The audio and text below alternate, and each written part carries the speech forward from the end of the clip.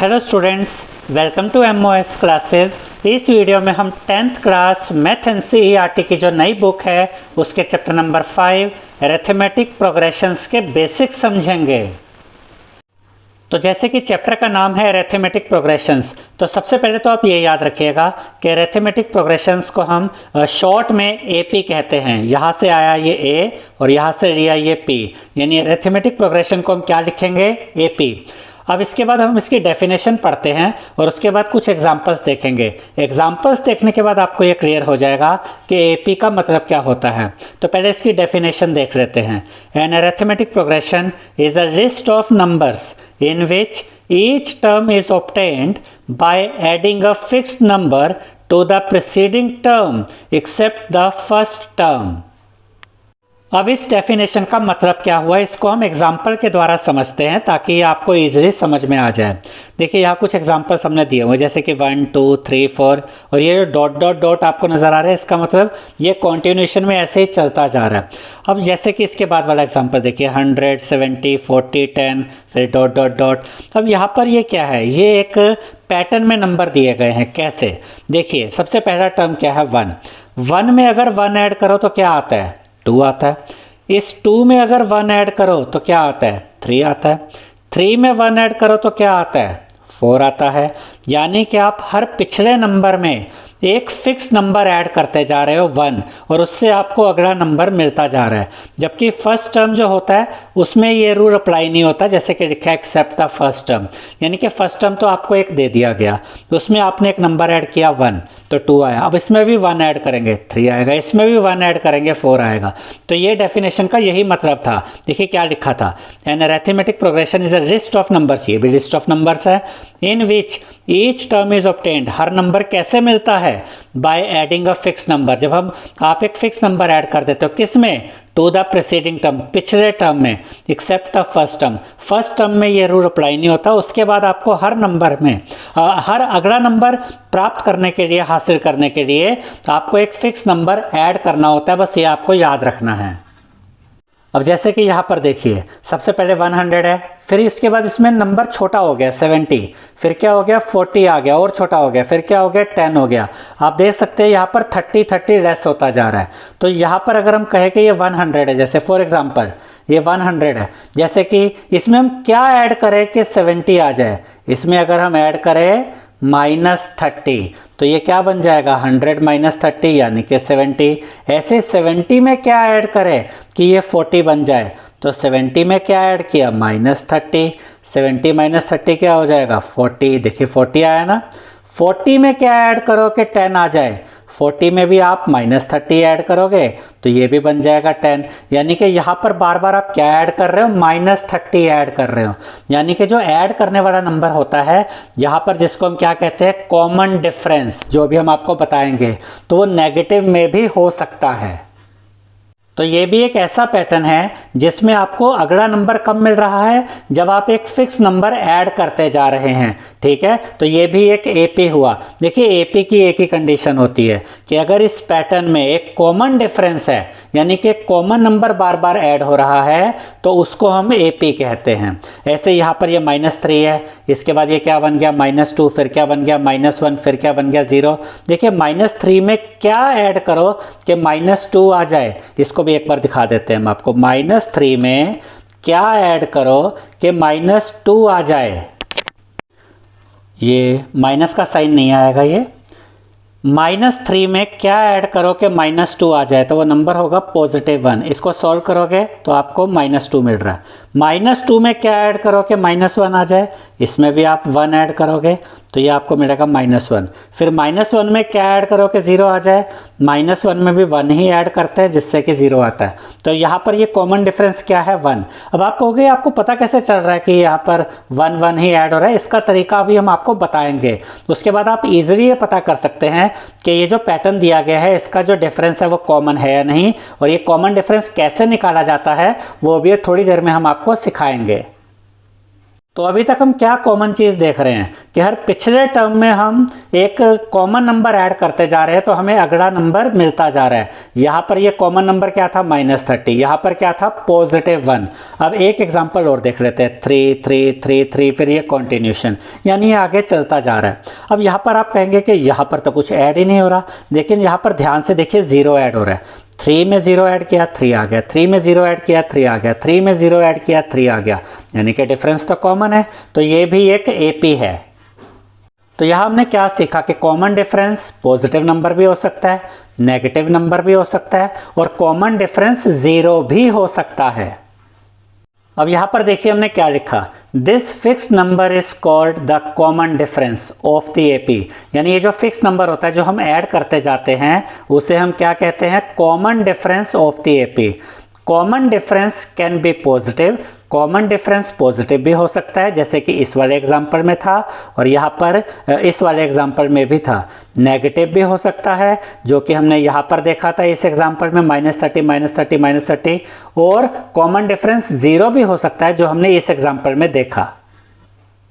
अब इसके बाद यहाँ पर हमने ये टर्म की डेफिनेशन लिखी है, जैसे कि फर्स्ट टर्म है, सेकंड टर्म है, थर्ड टर्म है, फोर्थ टर्म है, ऐसे यहाँ पर first term, second term, third term. तो ये टर्म होता क्या है, each of the numbers in the list is called a term. जैसे कि यहाँ पर आपको ये नंबर्स की लिस्ट दे रखी है, इसमें जो भी नंबर आप देख रहे हो ये सब नंबर्स क्या कहलाते हैं, टर्म्स ही कहलाते हैं। पहला टर्म, दूसरा टर्म, तीसरा टर्म, चौथा टर्म, और ऐसे ही आगे चलते रहते हैं। अब हम देखेंगे कि अगर आपके पास एक एपी है तो उसका कॉमन डिफरेंस कैसे निकाला जाता है। जैसे कि अभी कुछ एग्जांपल्स में हमने देखा कि कहीं पर कॉमन डिफरेंस 1 था, कहीं पर कॉमन डिफरेंस 0 था, या कहीं पर कॉमन डिफरेंस -30 था। तो वो कॉमन डिफरेंस निकालते कैसे हैं वो अब हम आपको सिखाएंगे। अब यहाँ पर आपको देखिए ये एक लिस्ट दे रखी है नंबर्स की, 1 3 5 7 9 11 13, और उसके बाद ये कॉन्टिन्यूशन में चलता जा रहा है। अब यहाँ पर ध्यान से देखिए, जो फर्स्ट टर्म है उसको हम A1 भी कहते हैं। याद रखिएगा स्टूडेंट्स कि इस चैप्टर में फर्स्ट टर्म को हम कहीं कहीं पर तो सिर्फ A लिखते हैं या कहीं कहीं पर A1 भी लिखते हैं। अब ये कैसे पता चलता है वो धीरे धीरे हम आपको समझाएंगे। तो यहाँ पर हम फर्स्ट टर्म को क्या कहेंगे, A1, सेकेंड टर्म को A2, third term A3, fourth term को A4, फिर अगले टर्म को क्या कहेंगे A5, ऐसे ही A6, A7 and so on, ये चलता रहेगा। अब यहाँ पर अगर आपको कहा जाता है कि ये एक एपी है तो इसका कॉमन डिफरेंस यानी कि D पता कीजिए, तो आप क्या करेंगे, आप हर अगले टर्म में से पिछला टर्म माइनस करेंगे, यानी 3 में से 1 माइनस करेंगे, 5 में से 3 माइनस करेंगे, 7 में से 5 माइनस करेंगे, 9 में से 7 माइनस करेंगे, 11 में से 9 माइनस करेंगे, 13 में से 11 माइनस करेंगे। अगर ये सभी डिफरेंसेस सेम आ जाते हैं जो यहाँ पर आ भी रहे हैं तो हम कहते हैं कि हाँ, ये जो लिस्ट दे रखी है नंबर्स की, हमें जो पैटर्न दे रखा है इसमें जो डिफरेंस है वो कॉमन है। ये इसको ऐसे भी कह सकते हैं कि इनका जो कॉमन डिफरेंस हमें मिला, मतलब वो सब में कॉमन ही आ गया, एक जैसा आ गया, इसका मतलब ये एक एपी है। अब देखिए इसको हम कैसे लिखते हैं, लिखने का एक तरीका होता है, A2 - A1, यानी कि इसमें से ये माइनस करना, तो ये A2 है, ये A1 है, A2 में से A1 माइनस करेंगे तो क्या आएगा, 3 - 1 यानी कि 2। ऐसे ही अब क्या होगा, इसमें से ये माइनस करना, ये है A3, ये है A2, A3 - A2 यानी कि 5 - 3, फिर 2 आ गया, फिर A4 - A3 यानी कि 4, A4 मतलब फोर्थ टर्म, -A3 मतलब थर्ड टर्म। इसकी वैल्यू जब हम कहते हैं A4 तो इसका मतलब होता है फोर्थ टर्म की वैल्यू, जब हम कहते हैं A3 तो इसका मतलब होता है थर्ड टर्म की वैल्यू। तो A4 क्या है, 7, वो लिखा, -A3 क्या है, थर्ड टर्म की वैल्यू 5 लिखा, 7 - 5 2। ऐसे यहाँ पर A5 - A4 यानी कि फिफ्थ टर्म की वैल्यू क्या है, 9, तो उसमें से माइनस करेंगे फोर्थ टर्म की वैल्यू 7, तब भी 2 आ गया। आगे आप चेक करना चाहे तब भी आपको ये कॉमन डिफरेंस ही मिलने वाला है, 2 ही मिलने वाला है। तो ये हमने आपको मेथड बताया कि कॉमन डिफरेंस कैसे निकाला जाता है। अब यहाँ पर देखिए हमने क्या लिखा, A2 - A1 इक्वल है A3 - A2 इक्वल है A4 - A3 इक्वल है। अब इसको ज़रा ध्यान से समझिए, ये सारे डिफरेंसेस सेम आ रहे हैं। जब A2 - A1 किया वो भी 2 आया, और जब A3 - A2 किया वो भी सेम आया, तभी ये इक्वल है ना। और जब A4 - A3 किया वो भी इक्वल आया।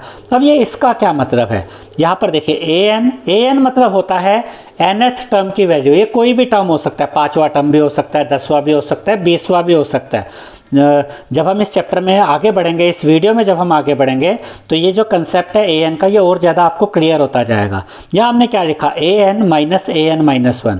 जैसे कि यहाँ क्या है, देखिए इसको देखिए, a4 an मतलब कोई भी टर्म, तो an a4 भी हो सकता है।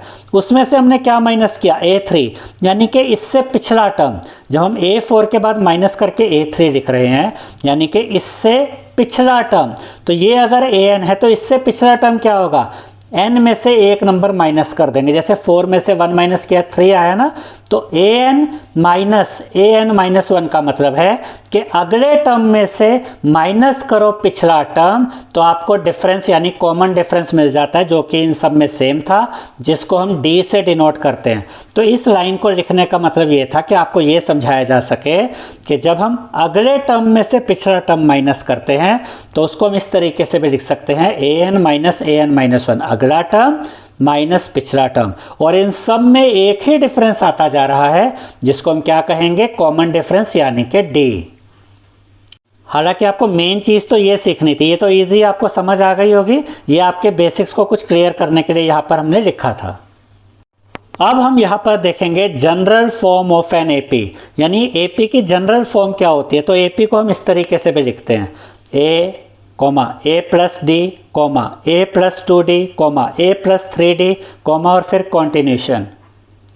अब आप कहेंगे कि ये कौन सा तरीका है, इससे हमें कोई एपी कैसे मिल सकती है। तो ध्यान से देखिए, अगर आपके पास a यानी कि फर्स्ट टर्म की वैल्यू है और d यानी कि कॉमन डिफरेंस है, अगर ये दो चीज़ें आपके पास है, a की वैल्यू आपके पास है, d की वैल्यू आपके पास है, तो आप ये जनरल फॉर्म का यूज़ करके किसी भी टर्म की वैल्यू फाइंड कर सकते हैं। कैसे, देखिए पहले टर्म को हम क्या लिखते हैं, a। तो अगर a आपके पास 1 है और d आपके पास 3 है, तो उस AP का पहला टर्म तो a ही हो जाएगा, a मतलब पहला टर्म यानी कि 1 हो जाएगा, ठीक है।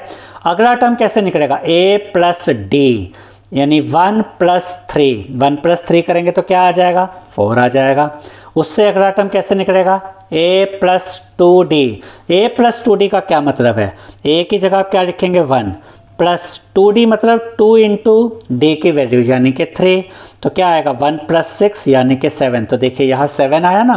अब अगला टर्म कैसे निकलेगा, a प्लस 3d, तो a की वैल्यू क्या है 1, उसमें है 3d, 3 इंटू डी की वैल्यू 3, तो 1 प्लस 3 3 जा 9, 9 प्लस 1 क्या आ जाएगा 10। तो देखिए यहाँ पर 10 आया।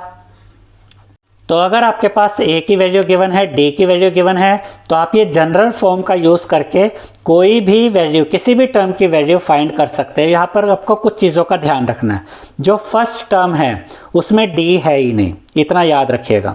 अब जब सेकंड टर्म में आते हैं, है तो ये सेकंड टर्म लेकिन सिर्फ सिंगल d है, यानी कि d का मतलब होता है 1d। लेकिन जब आप थर्ड टर्म में आते हैं तो क्या मिला, a प्लस 2d। तो आप देखिए, अब जिस टर्म में आ गए ना, d उससे एक नंबर कम हो जाता है, ये याद रखने का एक तरीका है। पहले टर्म में d है ही नहीं, सेकेंड टर्म में d 2 से एक कम यानी कि 1d है, थर्ड टर्म में d एक नंबर कम हो गया 2d, a plus 2d। Fourth term में a plus 3d, fourth term आया तो d उससे एक नंबर कम यानी 3d हो गया। ऐसे ही अगर आप 10th टर्म की बात करेंगे तो 10th टर्म को हम कैसे लिखेंगे, a प्लस 9d। और मान लेते हैं कि आपको 20th टर्म की वैल्यू फाइंड करनी है और आपको a और d दिया गया, तो आप क्या करेंगे, जहाँ पर 20th टर्म की बात आ जाएगी तो वहाँ पर हम उसको लिखेंगे a प्लस 19d, यानी कि d एक नंबर वहाँ पर कम हो जाता है, उसमें a और d की वैल्यू रखिए, आपको 20th टर्म मिल जाएगा। अब कुछ और एग्जांपल देखते हैं। यहाँ पर a की वैल्यू कितनी है 2 और d की वैल्यू कितनी है -1। देखिए a यानी पहला टर्म, वो तो आपको 2 ही मिल गया। अब अगला टर्म कैसे मिलता है, सेकेंड टर्म मतलब a प्लस d, तो a की जगह 2, उसमें क्या प्लस करेंगे, d की वैल्यू, d तो -1 है, इनको जब ऐड करेंगे तो सोल्व करेंगे तो क्या आएगा, प्लस माइनस माइनस हो जाएगा, 2 में से 1 गया 1, यानी कि जो सेकंड टर्म की वैल्यू आ गई वो कितनी आ गई, 1 आ गई। अब यहाँ पर ये भी याद रखिएगा, जब हम कहते हैं कि सेकंड टर्म की वैल्यू 1 आ गई तो सेकंड टर्म को हम a2 लिखते हैं, a2 कहते हैं। तो a2 यानी कि सेकंड टर्म की वैल्यू कितनी है 1। देखिए a की वैल्यू 2 है, A2 की वैल्यू यानी कि सेकंड टर्म की वैल्यू 1 है। अब अगर आपको A3 फाइंड करना है यानी कि थर्ड टर्म की वैल्यू, तो वो कैसे करेंगे? थर्ड टर्म के लिए क्या करते हैं? A प्लस 2D, तो A यानी कि 2, A तो 2 दिया हुआ है ना, plus 2D plus 2 into D की वैल्यू यानी कि -1। इसको सोल्व कर लीजिए। आप कर क्या रहे हैं? यहाँ पर सिर्फ वैल्यूज तो पुट कर रहे हैं A और D की, तो 2 और प्लस 2 इंटू -1 करेंगे तो -2, और ये कट करके आ गया 0, यानी कि थर्ड टर्म A3 की वैल्यू कितनी आ गई? 0। ऐसे ही जो फोर्थ टर्म होगा, फोर्थ टर्म को हम क्या लिखेंगे? A प्लस 3D, A यानी कि 2 प्लस 3D यानी कि 3 इंटू डी की वैल्यू -1, तो ये 2 और प्लस 3 इंटू -1 क्या हो जाएगा? -3। इसको सॉल्व करेंगे तो मिलेगा -1, यानी फर्स्ट टर्म की वैल्यू तो 2 है, सेकेंड टर्म की वैल्यू 1 है, थर्ड टर्म की वैल्यू 0 है और फोर्थ टर्म की वैल्यू -1 है। तो अब यहाँ पर इसको एक AP के रूप में हम लिख सकते हैं, 2 1 0 -1, और फिर ये कॉन्टिन्यूशन, यानी ये ऐसे ही चलता रहेगा। तो इन दो एग्जाम्पल से हमने क्या सीखा कि अगर आपको A और D की वैल्यू पता है तो आप किसी भी टर्म की वैल्यू पता कर सकते हैं। इसके बाद हम देखेंगे फाइनाइट AP क्या होता है और इनफाइनाइट AP क्या होता है। फाइनाइट AP के कुछ एग्जांपल्स यहाँ पर है। यहाँ पर आपको लास्ट टर्म की वैल्यू पता होती है, जैसे कि 1 2 3 4 5। यहाँ पर देखिए कॉन्टिन्यूशन नहीं है, यहाँ पर आपको ये कॉन्टिन्यूशन नजर आएगा, यानी ये कहाँ तक जा रही है वैल्यूज आपको पता ही नहीं है, लेकिन यहाँ पर आपको पता होता है कि यहाँ पर ये AP एंड हो गया। तो इस तरह के AP को आप क्या कहते हैं? Finite AP। जबकि इस तरह के AP जिसमें कि आपको पता नहीं है कि कितनी वैल्यूज आगे जा रही हैं, इनको हम कहते हैं इनफाइनाइट AP। अब हम कुछ एग्जाम्पल्स देखेंगे और ये एग्जाम्पल्स आपकी NCERT बुक से ही हमने लिए हैं, जैसे कि पेज नंबर 54 पर ये एग्जाम्पल हैं। फॉर दी AP, यानी कि यहाँ पर आपको एक AP दिया गया है जिसका पहला टर्म है 3/2, सेकेंड टर्म है 1/2, थर्ड टर्म है -1/2, फोर्थ टर्म है -3/2, और फिर ये कॉन्टिन्यूशन है, यानी कि ये AP आगे चल रही है। Write the first term A, यानी कि एक तो आपको फर्स्ट टर्म पता करना है, और फर्स्ट टर्म को हम A कहते हैं, यानी कि A की वैल्यू पता करनी है।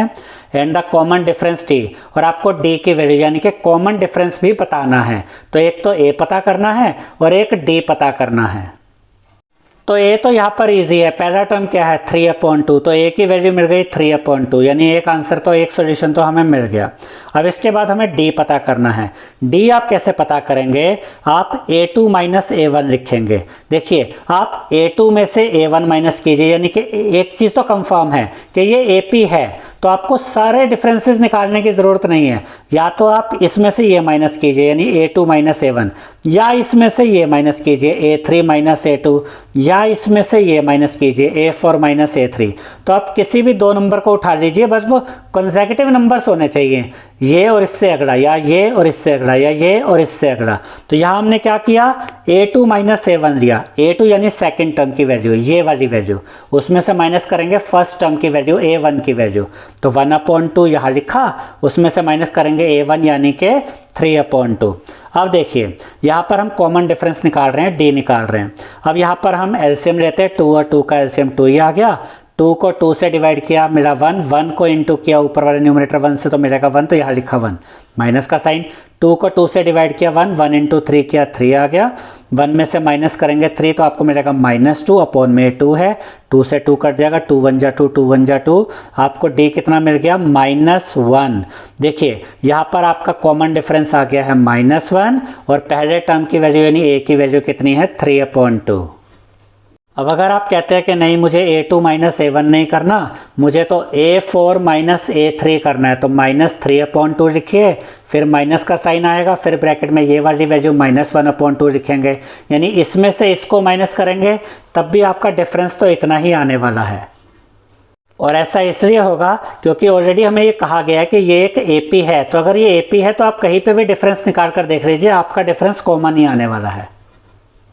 अब इसके बाद जो नेक्स्ट एग्जांपल है उसमें हमसे कहा गया है which of the following list of numbers form an AP, यानी कि यहाँ पर हमें कुछ नंबर्स दिए गए हैं, इस बार हमें ये पता करना है कि इनमें से कौन सा AP है, यानी कि हमें ये नहीं कहा गया कि ये AP है, हमें तो चेक करना है इनमें से कौन सा AP है और कौन सा AP नहीं है।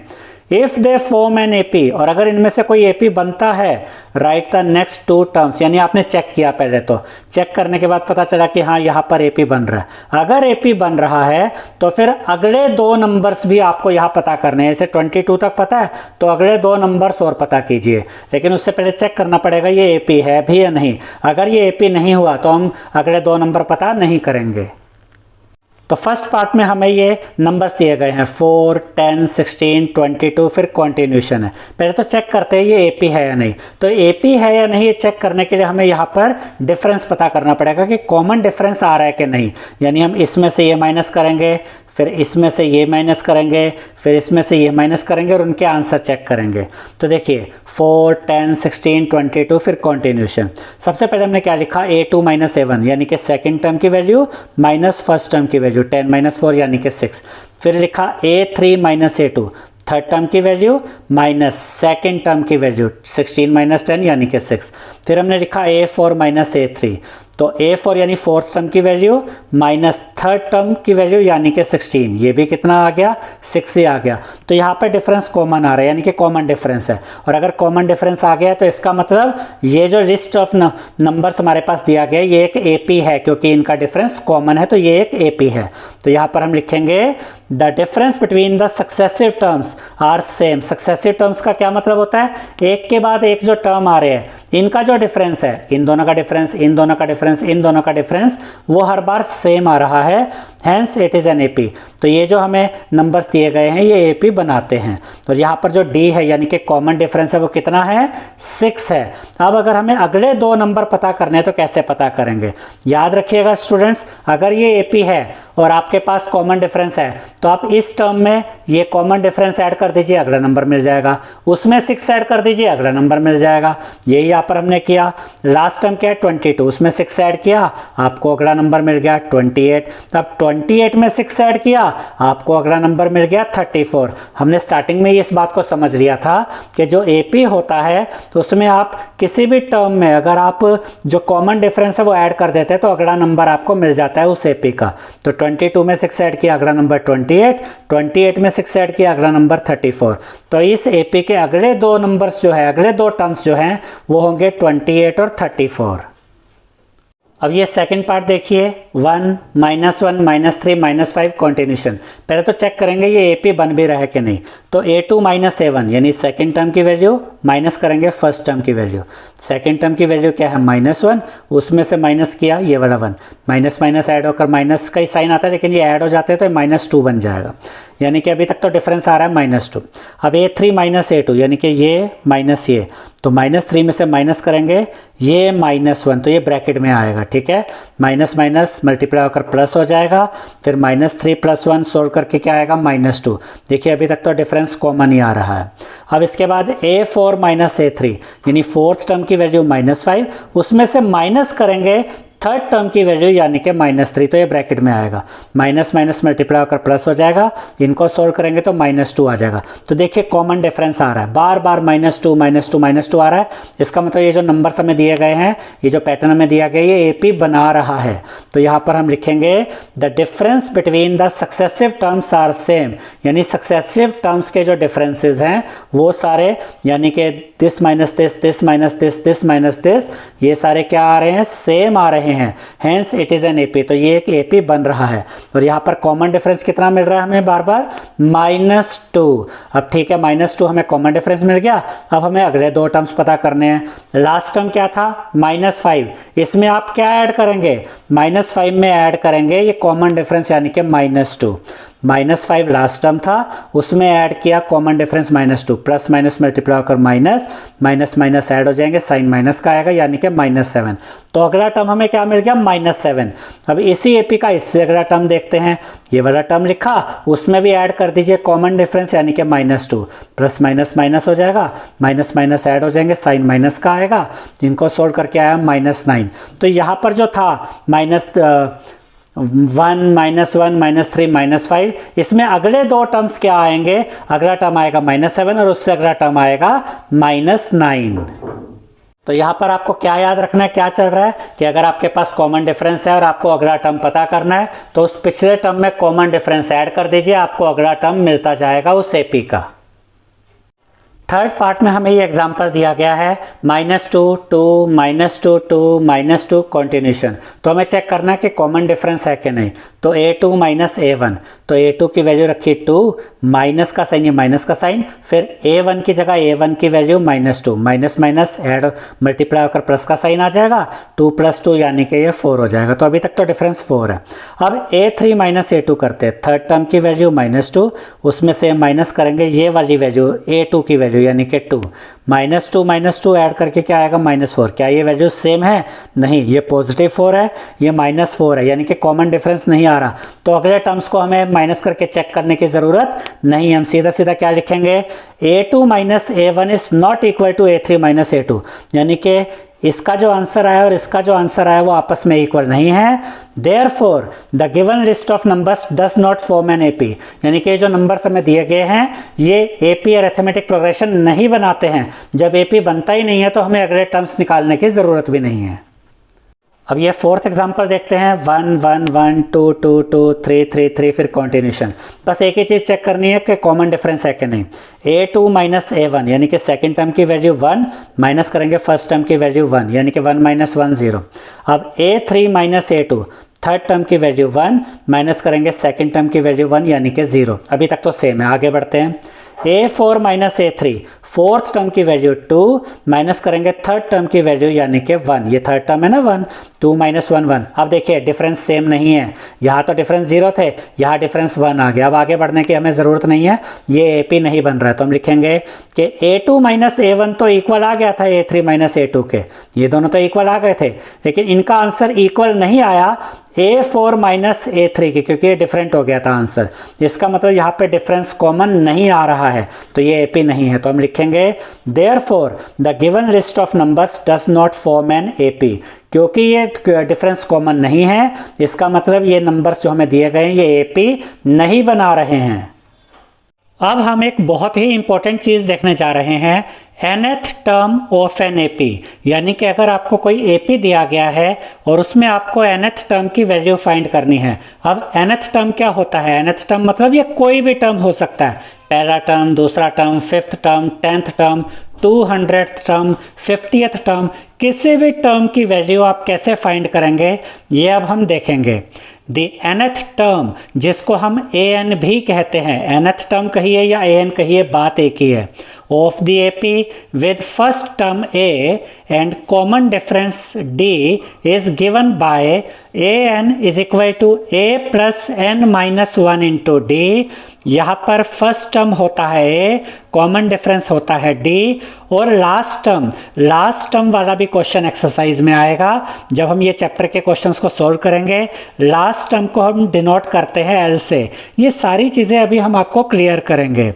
an is also called the general term of the AP। अब यहाँ इन सब का मतलब क्या है? मान लीजिए कि कोई AP है और आपसे पूछा गया है उस AP का 22nd टर्म पता कीजिए। पहले 4 या 5 टर्म आपको दे दिए जाएंगे, उसके बाद कहा जाएगा 27th टर्म की वैल्यू फाइंड कीजिए। तो जब हम ये कहते हैं ना कि nth टर्म या an फाइंड कीजिए, तो इसका मतलब होता है हम उस टर्म की वैल्यू फाइंड कर रहे हैं। अब यहाँ पर n का मतलब क्या होता है? नंबर ऑफ टर्म्स, यानी कि अगर आपसे कहा जाए कि 27th टर्म की वैल्यू फाइंड कीजिए, तो इसका मतलब आप A20 फाइंड करेंगे। अगर आपसे कहा जाए 35th टर्म की वैल्यू फाइंड कीजिए, तो आप A35 फाइंड करेंगे। और an का फॉर्मूला होता है an is equal to A plus n minus 1 into D, यानी कि किसी भी टर्म की वैल्यू अगर आपको फाइंड करनी है तो वो नंबर n की जगह पर आ जाएगा। मान लीजिए आपको 20वें टर्म की वैल्यू फाइंड करनी है, तो आप लिखेंगे A20, n की जगह 20 आ गया, इज इक्वल टू A की जगह A की वैल्यू यानी कि फर्स्ट टर्म आ जाएगा, फर्स्ट टर्म यानी कि प्लस ब्रैकेट में n माइनस 1। अगर आपने यहाँ 20 लिखा है यानी कि 20th टर्म की वैल्यू आप फाइंड कर रहे हैं, तो यहाँ 20 आएगा, 20 माइनस 1 इंटू D यानी कि कॉमन डिफरेंस। हो सकता है कि अभी आपको लग रहा हो कि ये यूज़ कैसे करेंगे हम इस फॉर्मूले को, कैसे होगा। तो जब हम आपको एग्जाम्पल्स अभी कराएंगे थोड़ी देर में, तो उसके बाद आपको ये कंसेप्ट पूरी तरह से क्लियर हो जाएगा। अब आपको लग रहा होगा कि ये फॉर्मूला तो हमने पहली बार देखा है, ये ऐसी कोई चीज़ तो पहले पता ही नहीं थी, लेकिन इसी वीडियो में थोड़ी देर पहले हमने आपको जनरल फॉर्म दिखाई थी एपी की, जो कि कुछ ऐसी थी कि पहला टर्म है, उसके बाद a प्लस डी, ये सेकेंड टर्म, थर्ड टर्म हम कैसे निकालते हैं a प्लस 2d, और उसके बाद फोर्थ टर्म हम कैसे निकालते हैं a प्लस 3d। आपको पता है ये कहाँ से आया था, ये इसी फॉर्मूले में से निकलता है। देखिए a1 यानी कि पहला टर्म जो होता है a, a2 यानी कि सेकेंड टर्म जो होता है a प्लस टी, a3 क्या होता है a प्लस 2d, और a4 को हम कैसे लिख सकते हैं a प्लस 3d। ये आ कैसे रहे हैं, ये इसी फॉर्मूले से निकल रहे हैं। कैसे, देखिए फॉर्मूला क्या होता है, an is equal to a plus n minus 1 multiply by D. अब मान लीजिए कि आपको a1 की वैल्यू फाइंड करनी है, तो a और n की जगह क्या आ जाएगा 1, ठीक है, is equal to a plus n minus 1, n यानी कि नंबर ऑफ टर्म, वो तो 1 है, तो 1 माइनस 1 इंटू डी, डी जो भी होगा यहाँ पर हमने लिख दिया। अभी हमारे पास वैल्यूज़ नहीं है तो डी को एज इट इज़ रखा और a को भी एज इट इज़ रखा। अब a1 देखिए क्या आएगा, a plus 1 minus 1 0 into D, तो a1 क्या आ गया, ये तो 0 इंटू डी 0 हो जाएगा, बचा क्या a। इसीलिए देखिए a1 किसके इक्वल होता है, a1 is equal to a, यानी कि a1 में d क्यों नहीं आता, वो इस वजह से नहीं आता क्योंकि यहाँ पर ये 0 से मल्टीप्लाई होकर ख़त्म हो जाता है। अब a2 कैसे निकाल सकते हैं हम, a प्लस डी करके, यानी a2 की जगह आप a प्लस डी लिख सकते हैं। जब हम बहुत सारे एग्जांपल्स और बहुत सारे क्वेश्चन करेंगे तो ये चीज़ें आपको बड़ी सिंपल लगेगी उसके बाद, ठीक है। तो a2 देखिए कैसे आया, a2 इज इक्वल टू, अब n की जगह क्या आ गया 2 इज इक्वल टू a की जगह a रहेगा, प्लस n माइनस 1 है ना, तो n की जगह नंबर ऑफ टर्म्स तो 2 है, 2 माइनस 1 इंटू डी, देखिए बाहर जो होता है डी वो अंदर वाले ब्रैकेट से मल्टीप्लाई होता है।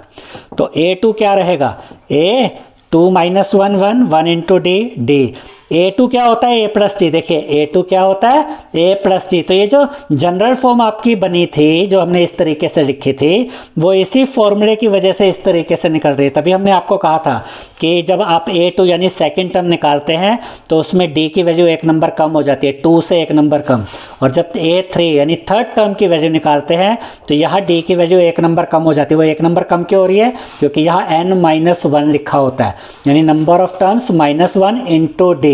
अब जरा a3 देखिए कैसे निकला, a3 is equal to a plus 3 minus 1 into D, यानी कि a plus 3 minus 1 2 into D यानी कि 2d। तो a3 की वैल्यू क्या होती है a प्लस 2d, इसीलिए तो a3 हमने क्या लिखा था जनरल फॉर्म में a प्लस 2d। ऐसे ही फोर्थ टर्म की वैल्यू क्या होगी a प्लस 3d, एक नंबर कम हो गया। मान लीजिए आपसे कहा जाता है कि 50th टर्म की वैल्यू फाइंड कीजिए, यानी कि a50 फाइंड कीजिए, तो आप इसको डायरेक्ट कैसे लिख सकते हैं a प्लस 49d, इधर से एक नंबर कम कर दिया ना और मल्टीप्लाई कर दिया d के साथ। मान लीजिए आपसे कहा जाता है 100th टर्म की वैल्यू फाइंड कीजिए, तो आप लिखेंगे a100 यानी कि 100th टर्म की वैल्यू, वो कैसे निकालेंगे a प्लस एक माइनस कर दीजिए 99d। तो कोई भी टर्म की वैल्यू अगर आपको निकालनी है तो ये वाला फॉर्मूला यूज़ कीजिए, तो और इसमें आपकी जो वैल्यूज़ आएंगे वो कैसे आएंगे, जैसे a100 क्या आ जाएगा a प्लस 99d, a50 क्या आ जाएगा a प्लस 49d। मान लीजिए आपको 100 टर्म की वैल्यू निकालनी है तो वो आपको कैसे मिलेगी a प्लस 99d करके। अब यहाँ पर आप a की वैल्यू रख देंगे और जो भी क्वेश्चन में d की वैल्यू दी होगी वो रख देंगे। जैसे ही आप a और d की वैल्यू यहाँ रखेंगे तो आपको उस AP के 100th टर्म की वैल्यू मिल जाएगी। ऐसे यहाँ पर देखिए अगर आप a और d की वैल्यू रख देंगे तो आपको 50th टर्म की वैल्यू मिल जाएगी। ऐसे यहाँ पर अगर आप a और d की वैल्यू रख देंगे तो आपको थर्ड टर्म की वैल्यू मिल जाएगी। तो किसी भी टर्म की वैल्यू निकालने के लिए आप ये फॉर्मूला यूज़ करते हैं जो इस चैप्टर में बहुत ज़्यादा यूज़ होने वाला है। उसके बाद हम a और d की वैल्यू रख देते हैं और उसके बाद हमें उस टर्म की वैल्यू पता चल जाती है। बस इतना याद रखिएगा कि जब हम an कहते हैं या nth टर्म कहते हैं तो ये उस AP का कोई भी टर्म हो सकता है जिसकी वैल्यू हम इस तरीके से फाइंड कर सकते हैं। अब हम कुछ एग्जांपल्स देखेंगे, उसके बाद ये वाला कंसेप्ट आपको पूरी तरह से क्लियर हो जाएगा कि इस फॉर्मूला का यूज़ करके हम किस तरीके से किसी AP के किसी भी टर्म की वैल्यू कैसे निकालते हैं। अब आपको ये सब क्लियर हो जाएगा। अब ज़रा ये एग्जांपल देखते हैं, ये आपकी NCERT बुक का ही एग्जांपल है पेज नंबर 58 से। Find the 10th term of the AP. अब आपको यहाँ पर एक एपी दी गई है जिसका पहला टर्म है 2, सेकंड टर्म है 7, उसके बाद है 12 और ऐसे आगे कंटिन्यूशन में चल रहा है। इस एपी के 10th टर्म की वैल्यू हमें फाइंड करनी है। तो यहाँ पर हम कुछ चीज़ें पहले लिख लेते हैं। सबसे पहले ए यानी कि फर्स्ट टर्म जो कितना है 2, तो ए की वैल्यू तो 2 हो गई। डी कैसे निकालेंगे, जैसा कि पहले हम आपको बता चुके हैं, किसी भी टर्म को उठाइए और उसमें से पिछले टर्म को माइनस कर दीजिए, यानी कि 7 - 2 = 5। आप चाहे तो 7 - 2 भी कर सकते हैं, चाहे तो 12 - 7 भी कर सकते हैं, तब भी आंसर 5 ही आएगा।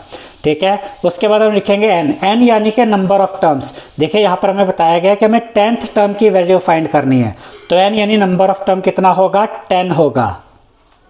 अब क्योंकि हमें 10th टर्म की वैल्यू फाइंड करनी है, तो पहले यहाँ पर हम ये फॉर्मूला यूज़ कर लेते हैं, an = a + n - 1 × d, यानी कि nth टर्म की वैल्यू हम कैसे फाइंड करते हैं, a + n - 1 × d करके।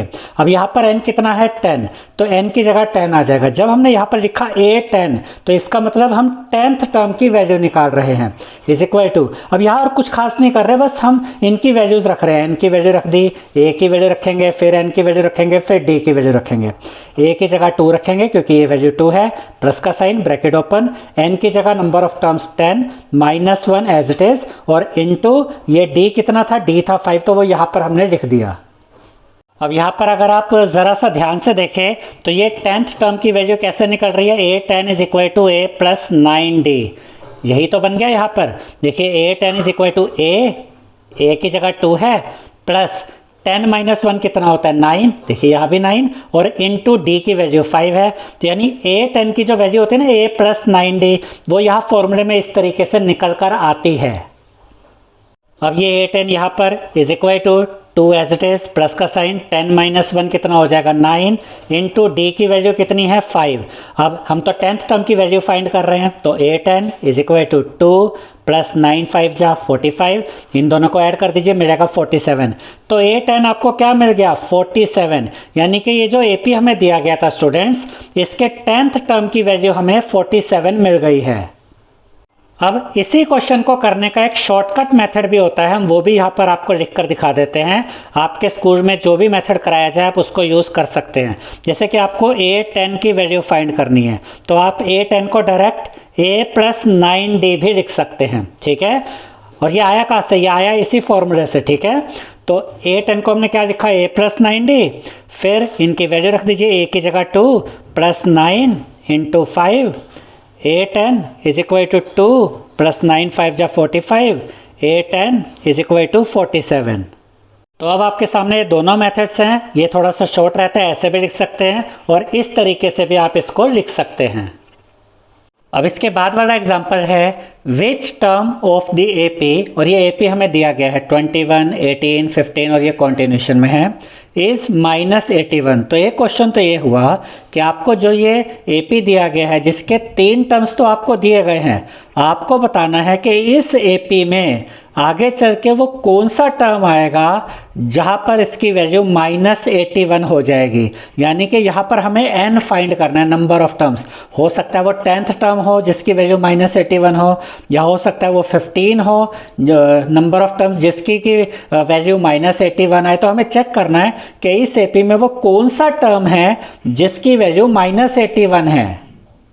उसके बाद इसी क्वेश्चन में एक पार्ट और है, ऑल्सो इज एनी टर्म 0, क्या इस एपी में आगे चल के कोई ऐसा टर्म आ सकता है जिसकी वैल्यू 0 हो, ये भी हमें बताना है। Give reason for your answer, तो इसको हम सोल्व करके बताएंगे।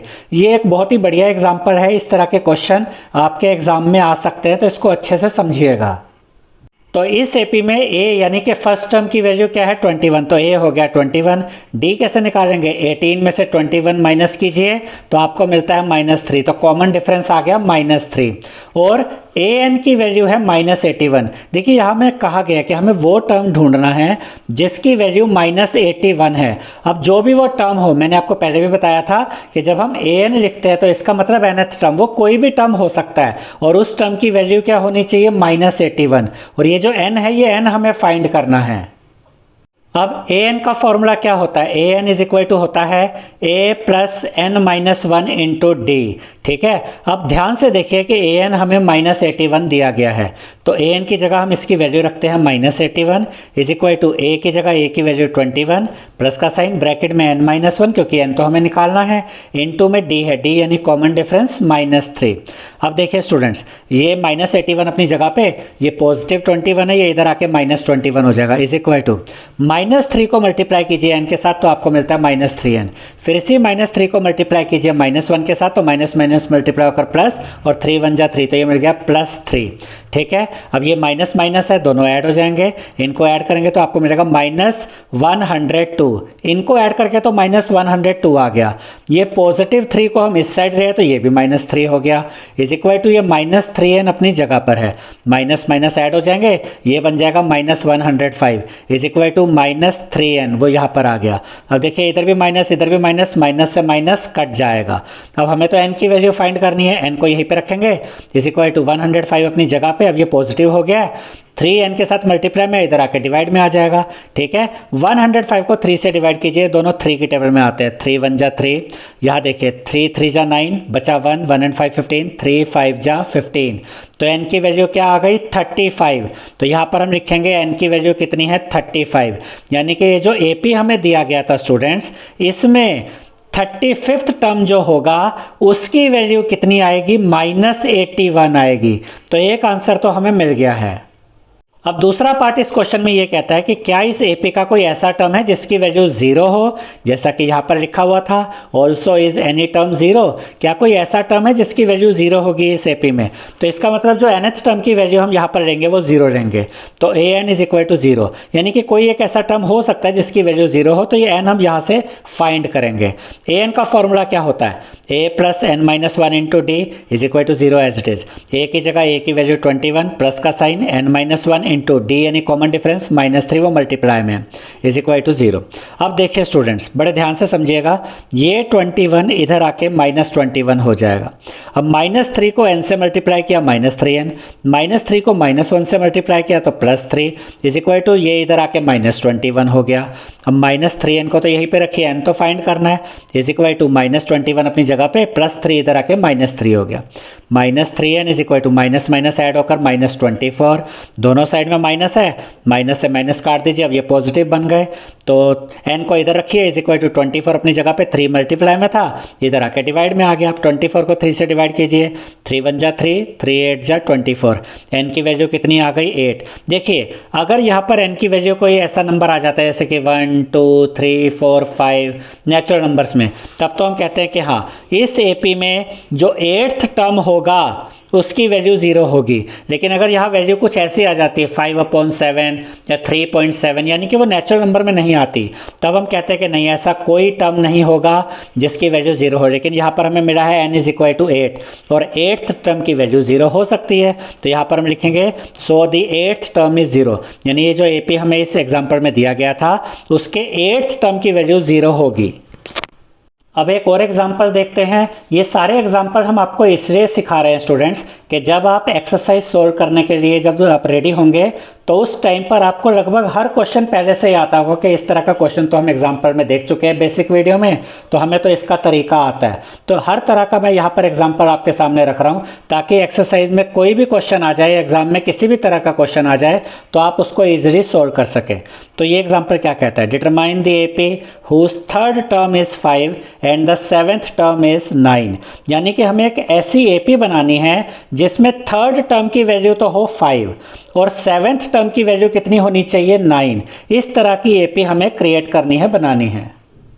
तो याद रखिएगा कि इस तरीके से AP बनाने के लिए आपको दो चीज़ों की ज़रूरत पड़ती है, एक तो A की वैल्यू यानी कि पहला टर्म क्या होगा, और दूसरा D की वैल्यू यानी कि कॉमन डिफरेंस क्या होगा। तो हमारा मेन काम इस क्वेश्चन में क्या होने वाला है, A फाइंड करो और D फाइंड करो, उसके बाद हम ये AP बड़े आसानी से बना सकते हैं। अब यहाँ पर जो हमें दिया गया है, जो इन्फॉर्मेशन गिवन है उसको यूज़ करते हैं। 3rd टर्म की वैल्यू है 5, तो थर्ड टर्म का मतलब A3 इज इक्वल टू 5, यानी कि थर्ड टर्म की वैल्यू 5 है। और A3 को हम कैसे लिख सकते हैं, A प्लस 2D, ये पहले भी मैं आपको कई बार समझा चुका हूँ इसी वीडियो में।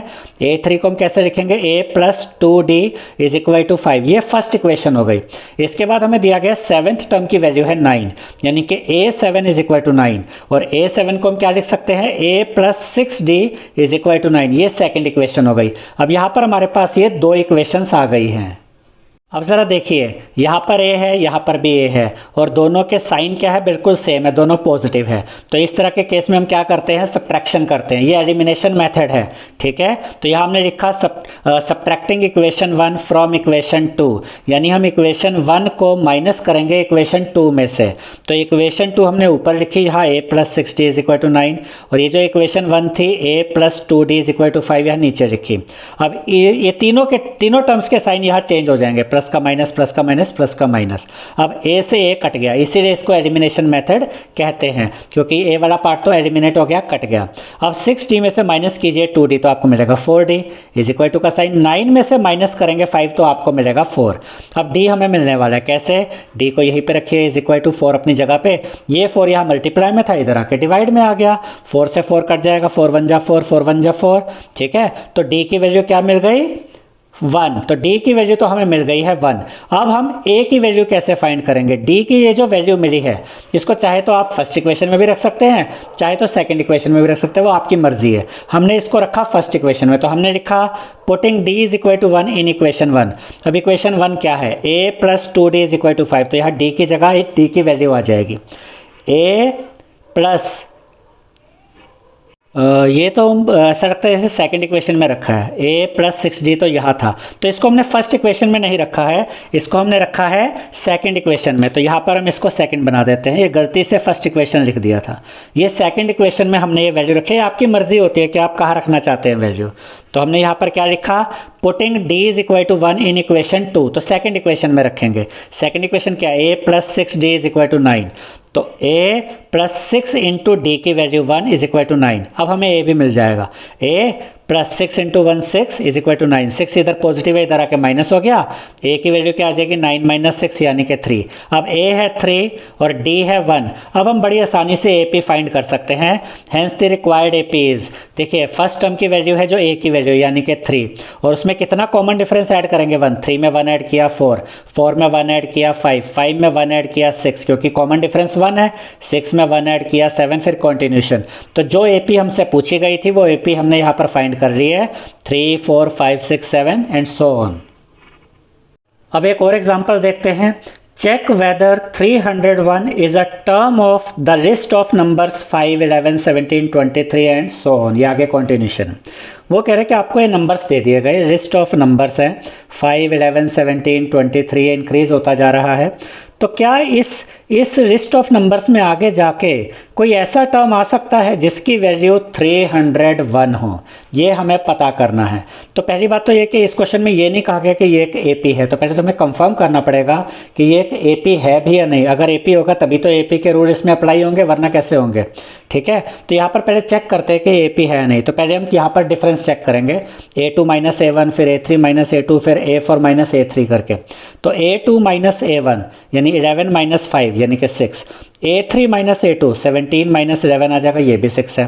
A4 माइनस A3 23 माइनस 17 करेंगे, ये भी 6 है। देखिए डिफरेंस कॉमन आ गया है। अगर कॉमन डिफरेंस आ गया है इसका मतलब ये जो लिस्ट ऑफ नंबर्स है ये एक AP बना रही है। तो यहाँ पर देखिए इसको हमने कैसे लिखा, because an plus 1 minus an is same every time. ये भी एक लिखने का तरीका होता है, इस तरीके के स्टेटमेंट्स अलग अलग तरीके से लिखे जा सकते हैं। आप इस तरीके से भी लिख सकते हैं, बाद में हम कुछ और तरीके से भी इसको यूज़ करके देख लेंगे। तो ये स्टेटमेंट कैसे लिखनी है वो आपकी चॉइस होती है। यहाँ पर हमने लिखा कि जो an प्लस 1 माइनस an है वो हर बार एक ही आ रहा है। इसका मतलब क्या है, an प्लस 1 में से माइनस कर रहे an, यानी कि ये होता है अगला टर्म माइनस पिछला टर्म। इस बात को आप समझिएगा, जैसे A3 माइनस A2, तो A3 मतलब an प्लस 1 माइनस an, यानी कि ये इससे पिछला टर्म है। अब बस सिंपली इसी बात को आपने ध्यान रखना है कि अगर हम अगले टर्म में से पिछला टर्म माइनस कर रहे हैं और ये हर बार सेम आ रहा है तो ये AP बन रही है। So the given list of numbers form an AP। अब यहाँ पर a क्या होगा, a की वैल्यू ये पहला टर्म यानी कि 5, d क्या होगा, कॉमन डिफरेंस 6 है, an यानी nth टर्म की वैल्यू कितनी दे रखी है, 301। तो ये कोई भी टर्म हो सकता है, हमें वो टर्म पता करना है कि आएगा भी कि नहीं, चेक करना है, यानी कि n निकालना है हमने। तो nth टर्म की वैल्यू an कितनी है, 301, इसी को अब हम यूज़ करते हैं। an इज इक्वल टू 301 दिया गया है कि ये इसमें फिट होता है कि ये AP में किसी टर्म में आएगा कि नहीं, वो हम चेक कर रहे हैं। तो an का फॉर्मूला क्या होता है, a plus n minus one into D is equal to 301। a की जगह a की value 5 plus n minus one into D की वैल्यू क्या है 6 इज इक्वल टू 301। प्लस 5 इधर आके माइनस 5 हो जाएगा, n minus one into 6 as it is रहेगा। इसको माइनस करेंगे तो 296 आएगा। अब यहाँ देखिए, यहाँ पर बड़े ध्यान से देखिए कि ये जो 6 है ये n के साथ भी मल्टीप्लाई हो रहा है और माइनस 1 के साथ भी। 6 इंटू n करेंगे तो 6 और n को मल्टीप्लाई करके आएगा 6n। 6 को माइनस 1 से मल्टीप्लाई करेंगे तो मिलेगा माइनस 6 इज इक्वल टू 296। अब ये माइनस 6 इधर आके प्लस 6 हो जाएगा, इनको ऐड करेंगे 302 आ जाएगा। अब ये 6 यहाँ मल्टीप्लाई में, इधर आके डिवाइड में आ जाएगा, 302 अपॉन में 6। अब ये दोनों 2 की टेबल में आते हैं, 2 से काटते हैं, 2 3 जा 6, 2 1 जा 2, बचा 1 1 एंड 0 10, 2 5 जा 10, बचा 2, 2 1 जा 2। हमें क्या मिला, 151 अपॉन में 3। इसको आगे सोल्व नहीं किया जा सकता है, तो n की वैल्यू आ गई 151 अपॉन 3। तो इसका मतलब ये फ्रैक्शन में वैल्यू आ रही है, तो ऐसा कोई नंबर हम बोल थोड़े सकते हैं। देखिए हम ये कह सकते हैं कि 10th टर्म की वैल्यू 301 होगी या 56 टर्म की वैल्यू 301 होगी, वो तो समझ में आता है। लेकिन इसको कैसे बोलोगे, ये तो बोल ही नहीं सकते कि इस AP में 151 अपॉन 3 जो टर्म है उसकी वैल्यू 301 है, ये हो ही नहीं सकता। तो ये फ्रैक्शन में आ गया, इसका मतलब ये पॉसिबल नहीं है। तो इस AP में ऐसी कोई टर्म नहीं आने वाली जिसकी वैल्यू 301 हो। तो यहाँ हम लिखेंगे since n is not a positive integer, क्योंकि n एक पॉजिटिव इंटीजर नहीं है, सो 301 is not a term of the given list of numbers. तो ये जो लिस्ट ऑफ नंबर्स हमें दिए गए हैं इसमें कोई ऐसा टर्म नहीं आएगा जिसकी वैल्यू 301 हो, ऐसा कोई टर्म नहीं होगा। अब इसके बाद एग्जाम्पल है, how many 2 digit numbers are divisible by 3, यानी कि ऐसे कितने 2 डिजिट नंबर्स हैं जो कि 3 से डिवाइड हो जाते हैं, हमें ये बताना है। तो इसके सॉल्यूशन में हम लिखेंगे first 2 digit number divisible by 3 is 12, यानी कि जो पहला 2 डिजिट नंबर आता है जो कि 3 से डिवाइड हो सकता है वो होता है 12। ठीक है, अगर आप 3 की टेबल में देखेंगे तो 12 पहला ऐसा 2 डिजिट नंबर होता है जो कि 3 से डिवाइड हो जाता है। उसके बाद last 2 digit number divisible by 3 is 99। 99 last ऐसा 2 डिजिट नंबर होता है जो कि 3 से डिवाइड हो जाता है। तो ये जो 99 होगा स्टूडेंट्स, ये लास्ट नंबर भी हो गया हमारे लिए, यानी कि लास्ट टर्म हो गया उस AP का। ठीक है, और उसके अलावा कोई भी टर्म हो, चाहे वो लास्ट टर्म ही क्यों ना हो, वो भी an ही होता है। यानी कि इस क्वेश्चन को जब हम आगे अब सोल्व करेंगे तो ये जो 99 है इसको हम an की तरह यूज़ कर सकते हैं। अब यहाँ पर हमने लिखा a इज इक्वल टू 12, यानी कि जो पहला टर्म होगा वो तो 12 है, क्योंकि पहला जो नंबर मिला वो 12 है, तो a की वैल्यू मिल गई 12। और d यानी कि कॉमन डिफरेंस कितना आएगा, वो 3 ही आएगा, क्योंकि ये 3 से डिविजिबल नंबर्स की बात हो रही है। तो इसका रीज़न हमने क्या लिखा, as the numbers are divisible by 3, जैसे कि 3 4 जा 12, 3 5 जा 15। तो 12 और 15 के बीच में कितना डिफरेंस है, 3 का ही तो डिफरेंस है, क्योंकि ये सब 3 से डिवाइड हो रहे हैं इस AP में जो भी नंबर्स होंगे। तो यहाँ पर D कितना आएगा, कॉमन डिफरेंस 3 होगा, A मिल गया, D मिल गया, an ऑलरेडी हमारे पास है ये 99। तो यहाँ हम लिखेंगे let there be n terms in AP। अब जैसा कि हमसे पूछा गया कि ऐसे कितने 2 डिजिट नंबर्स हैं जो कि 3 से डिवाइड हो जाते हैं, तो हम यहाँ पर मान लेते हैं कि ये जो AP होगी इसमें n टर्म्स होंगे और ये n ही हमें फाइंड करना है, यानी कि नंबर ऑफ टर्म्स। तो यहाँ हम लिखेंगे nth टर्म और an, यानी कि जो nth टर्म है, जो an की वैल्यू है वो हमें 99 दी गई है। तो ये जो वैल्यू हमें दी गई है ना, लास्ट टर्म जो है 99, इसको हम an की तरह यूज़ कर सकते हैं। अब an का फॉर्मूला क्या होता है, a plus n minus 1 into D. तो an की जगह हमने ये लिख दिया इज इक्वल टू 99। a की वैल्यू ये 12 थी तो a की जगह 12 आ गया, प्लस का sign n-1 as it is into D की वैल्यू थी 3, तो 3 यहाँ पर लिख देंगे इज इक्वल टू 99। अब ये जो पॉजिटिव 12 है वो इधर आकर -12 हो जाएगा और ये n-1 इंटू 3 यहीं पे रहेगा इज इक्वल टू 99 - 12 करेंगे तो आपको मिलेगा 87। अब ये 3 यहाँ मल्टीप्लाई में है तो इधर आके डिवाइड में आ जाएगा। 87 को 3 से डिवाइड करेंगे तो ये 3 की टेबल में आते हैं, तो 3 से काटेंगे, 3 1 जा 3, 3 2 जा 6, 8 में से 6 गया 2 बचा, 2 and 7 27, 3 9 जा 27, तो हमें क्या मिला 29। तो n-1 इज इक्वल टू आ गया 29, -1 को इस साइड लेकर आएंगे, यहाँ करिए +1 हो जाएगा, तो n की वैल्यू हमें मिल गई 30, यानी कि 30 ऐसे 2 डिजिट नंबर्स होते हैं जो कि 3 से डिवाइड हो सकते हैं या होते हैं। तो यहाँ पर हम लिखेंगे so there are 32 digit numbers divisible by 3।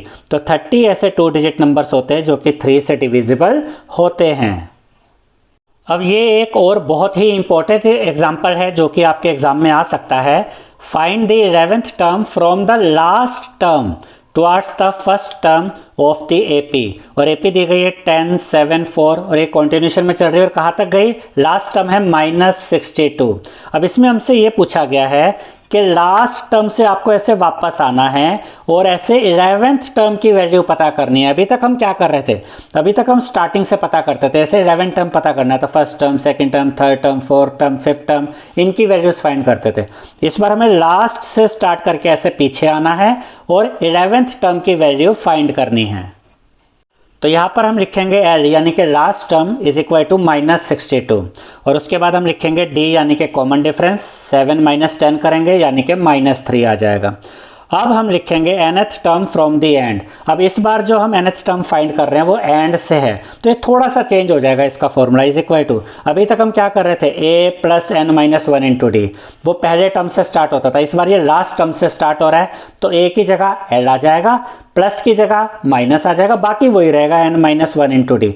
तो कभी भी आपको कोई ऐसा क्वेश्चन आ जाए एग्जाम में जहां आपको लास्ट से किसी टर्म की वैल्यू फाइंड करने को कहा गया है तो आप ये वाला फॉर्मूला वहां पर यूज करेंगे। अब हमें तो 11th टर्म फाइंड करना है तो nth टर्म की जगह हम क्या लिखेंगे, 11th term from the end is equal to L यानी लास्ट टर्म -62, माइनस का साइन ब्रैकेट में n-1, n तो 11 है क्योंकि 11 टर्म फाइंड करना है तो 11 - 1 इंटू डी कितना -3 तो मल्टीप्लाई बाय -3 हो जाएगा। अब देखिए सिर्फ से इसकी कैलकुलेशन करनी है, -62 ये माइनस का साइन, 11 - 1 क्या होता है 10, मल्टीप्लाई होगा किसके साथ -3 के साथ। अब देखिए -62 माइनस माइनस मल्टीप्लाई होकर प्लस हो जाएगा, 10 3 जा 30।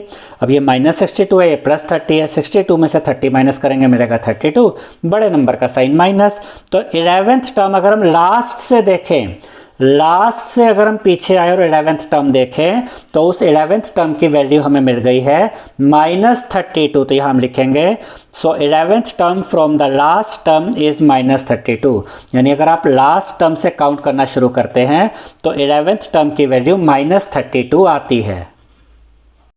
अब हम देखेंगे sum of first n terms of N AP, यानी कि अगर आपको एक एपी दी गई है और आपसे कहा गया कि पहले 10 टर्म्स का सम पता कीजिए या पहले 20 टर्म्स का सम पता कीजिए तो वो आप कैसे पता करेंगे। तो इसके लिए दो फॉर्मूले होते हैं। पहला formula Sn is equal to n/2 big bracket 2a plus bracket में n-1 into D bracket close. देखिए अगर आपके पास a है यानी कि फर्स्ट टर्म की वैल्यू है, d है यानी कि कॉमन डिफरेंस भी है, तब आप जितने भी टर्म्स का सम आपको पता करने के लिए कहा गया वो इस फॉर्मूले से आप पता कर सकते हैं। a का मतलब होता है फर्स्ट टर्म, d का मतलब होता है कॉमन डिफरेंस, और Sn का क्या हुआ मतलब, Sn मतलब सम ऑफ n टर्म्स। अब n की जगह मान लीजिए आप 10 लिख देते हैं तो इसका मतलब होता है पहले 10 टर्म्स का सम। अगर आप यहाँ 20 लिख देते हैं तो इसका मतलब होता है पहले 20 टर्म्स का सम। तो अगर आपके पास a और d है और आपसे कहा गया कि पहले 10 या 15 या 20 टर्म्स का सम पता कीजिए तो इस फॉर्मूले का यूज़ करके आप ये सम पता कर सकते हैं। उसके बाद दूसरा तरीका Sn is equal to n/2 bracket में a प्लस l। अब आपके पास d नहीं है, कॉमन डिफरेंस नहीं है, लेकिन लास्ट टर्म की वैल्यू आपको दी गई है। लास्ट टर्म अगर आपके पास है तब आप ये वाला फॉर्मूला यूज़ कर सकते हैं। Sn is equal to n/2 bracket में a प्लस l, फिर a की वैल्यू रख देंगे, l की वैल्यू यानी कि लास्ट टर्म की वैल्यू रख देंगे तो आपको उतने टर्म्स का सम पता चल जाएगा जितना आपसे पता करने के लिए कहा गया है। अब हम कुछ एग्जांपल्स देखेंगे और ये दोनों फॉर्मूलाज कैसे यूज़ किए जाते हैं इसको भी चेक करेंगे। अब ये एग्जांपल देखते हैं। Find the sum of the first 22 terms of the AP, और एपी क्या है 8, 3, -2 और फिर कॉन्टिन्यूशन में चलती जा रही है। अब यहाँ पर देखिए हमारे पास लास्ट टर्म की वैल्यू नहीं है, यहाँ पर हम ए पता कर सकते हैं, डी पता कर सकते हैं, तो इसका मतलब ये वाला फॉर्मूला यूज़ करके हम 22 टर्म्स का सम पता करेंगे। तो ए क्या होगा पहला टर्म यानी कि 8, डी कैसे निकालेंगे 3 - 8 करेंगे यानी कि -5, और एन यानी नंबर ऑफ टर्म्स कितने हैं, हमसे कहा गया है 22 टर्म्स का सम पता करना है, तो नंबर ऑफ टर्म्स एन कितना होगा 22। अब यहाँ पर हम ये फॉर्मूला लिखते हैं Sn = n/2 big bracket 2a plus bracket में n-1 into D bracket close. ठीक है, अब यहाँ पर क्या होगा, ये जो n है नंबर ऑफ टर्म्स वो हमें पता है 22 है, तो यहाँ n की जगह 22 आ जाएगा यानी कि S22। इसका मतलब है कि हम पहले 22 टर्म्स का, ये जो AP हमें दिया गया है इसके फर्स्ट 22 टर्म्स का सम यहाँ पर हम फाइंड कर रहे हैं। अब सिर्फ वैल्यूज पुट करते जाइए और उसके बाद कैलकुलेशन कर लेंगे। n की जगह 22 अपॉन में ये 2 बिग ब्रैकेट 2 इंटू ए, तो 2 इंटू ए की वैल्यू यानी कि 8 प्लस का साइन ब्रैकेट में n-1 यानी कि 22 - 1। अब ये d यहाँ इनके साथ मल्टीप्लाई में है तो मल्टीप्लाई, और d कितना था हमारा -5। अब देखिए यहाँ पे 22 और 2 को सोल्व करते हैं, 2 की टेबल में आते हैं, 2 × 1 = 2, 2 × 11 = 22, तो यहाँ क्या बचा 11। यहाँ पे ब्रैकेट लगाएंगे 8 × 2 = 16, उसके बाद ये प्लस का साइन 22 - 1 करेंगे तो क्या मिलेगा 21, तो वो लिखा मल्टीप्लाई बाय ये -5। अब यहाँ पर ये 11 ब्रैकेट में ये 16, अब यहाँ पर इन दोनों को मल्टीप्लाई करेंगे, प्लस माइनस मल्टीप्लाई होकर माइनस हो जाएगा, 21 × 5 होता है 105, तो ये -105 आ गया। अब ये 11 अपनी जगह पे, मल्टीप्लाई का साइन 105 में से माइनस कीजिए 16 तो आपको मिलता है 89, बड़े नंबर का साइन माइनस आ गया। अब 11 को मल्टीप्लाई कीजिए -89 के साथ, तो प्लस माइनस मल्टीप्लाई होकर माइनस होगा, और 11 को मल्टीप्लाई करेंगे 89 के साथ तो आपको मिलेगा -979। यानी कि ये जो AP हमें दिया गया था स्टूडेंट्स, इसके फर्स्ट 22 टर्म्स का जो सम है वो है -979। तो यहाँ हम लिखेंगे so the sum of the first 22 terms of the AP is -979। अब एक और एग्जांपल देखते हैं। If the sum of the first 14 terms of an AP is 1050 and its first term is 10, find the 20th term. यानी कि एक ऐसा AP है जिसके पहले 14 टर्म्स का सम हमें ऑलरेडी गिवन है 1050, और हमें यह भी बताया गया है कि ये जो AP है इसका फर्स्ट टर्म की वैल्यू है 10, और हमें इस AP की 20th टर्म की वैल्यू फाइंड करनी है, यानी कि हमें A20 फाइंड करना है। तो जो जो चीज़ें गिवन है पहले उनको लिख लेते हैं। S14 यानी कि फर्स्ट 14 टर्म्स का सम कितना गिवन है 1050 n यानी नंबर ऑफ टर्म्स कितने हैं 14, वो लिख दिया, और फर्स्ट टर्म यानी कि A की वैल्यू कितनी है 10, वो भी लिख दी। अब यहाँ पर हम Sn का फॉर्मूला यूज़ करेंगे क्योंकि Sn की वैल्यू हमारे पास है। Sn = n/2 big bracket 2a plus n-1 into D bracket close. अब S14 हमें दिया गया है 1050। अब ज़रा इस चीज़ को ध्यान से देखिएगा। अब ये जो S14 है इसकी जगह हम ये फॉर्मूला यूज़ करेंगे। देखिए Sn S14, तो n की जगह यहाँ 14 है, तो यहाँ पर भी n की जगह 14 आ जाएगा, तो इसकी जगह अब हम ये वाला फॉर्मूला यूज़ करेंगे। ये क्या है n/2, तो n की जगह 14/2 बिग ब्रैकेट 2a, तो 2 इंटू a की वैल्यू यानी कि 10, a 10 था ना, प्लस n-1 ब्रैकेट में, तो 14 - 1 इंटू डी हमें अभी पता नहीं है, डी अभी हम फाइंड करेंगे, इज इक्वल टू ये 1050 यहाँ पर एज इट इज़ आ जाएगा। अब 14 को 2 से डिवाइड कीजिए, 2 × 1 = 2, 2 × 7 = 14, ये बचा यहाँ पर 7, यहाँ पे ब्रैकेट लगाएंगे 2 × 10 = 20 प्लस 14 - 1 13 इंटू डी। यहाँ पर एक्चुअली ये स्मॉल ब्रैकेट आना चाहिए था क्योंकि ये ब्रैकेट तो यहाँ पर अब हमने एक ओपन कर दिया है। देखिए बिग ब्रैकेट तब लगता है जब अंदर भी ब्रैकेट हो, यहाँ तो अंदर वाला ब्रैकेट खुल गया तो आप यहाँ पर स्मॉल ब्रैकेट लगा सकते हैं, इज इक्वल टू 1050।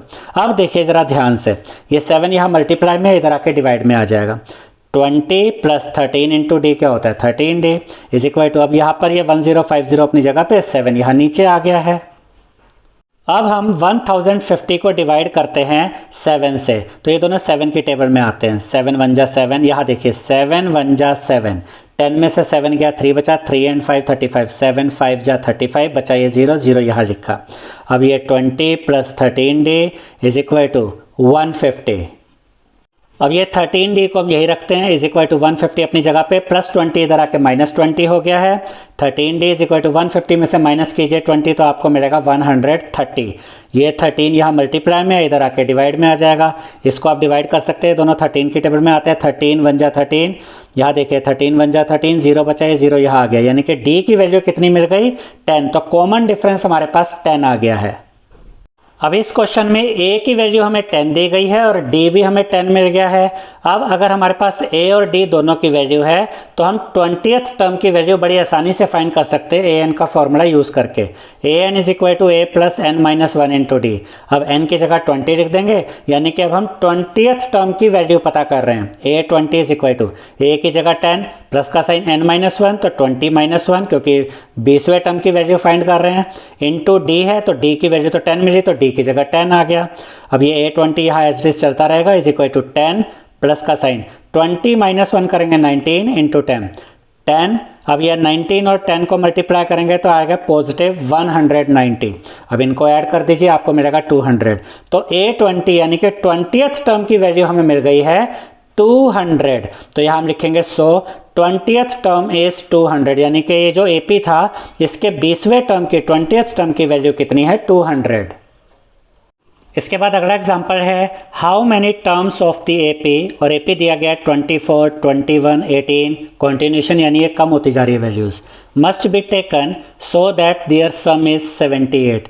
यानी कि हमसे ये पूछा गया कि इस AP में कितने टर्म्स का सम निकाला जाए कि वो सम 78 आ जाए। तो यहाँ पर हमें n यानी कि नंबर ऑफ टर्म्स पता करना है।